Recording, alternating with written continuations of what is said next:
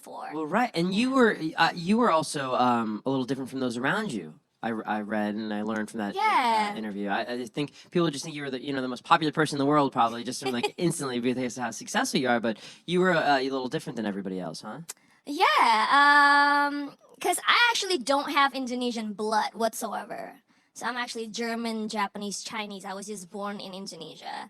And I'm also Christian, which is in Indonesia, the majority there are Muslims. So I've Right. always been kind of, like I'm not gonna say that I felt like I don't belong there, Right. because I always felt like the people accepted me for who I was. But there's always that sense of, oh, I'm not like everybody else. It's a unique perspective. Yeah, For sure. yeah, for Makes you sure. think And about I things. think it really taught me how to embrace that. Mm. How to embrace my vulnerability, how to embrace my differences, how to embrace my quirkiness. Well, and I'm sure embrace others, Yeah, right? for And their sure. uniqueness, and I think that's why you're able to speak to so many different people, Yeah, probably, through your music. and because the thing is, I don't want to just relate to the cool kids. Right. You know what I mean? Like, Yeah. I just feel like I need to relate to people who feel like they don't belong to, you know what I mean, whatever community or whatever community they're in.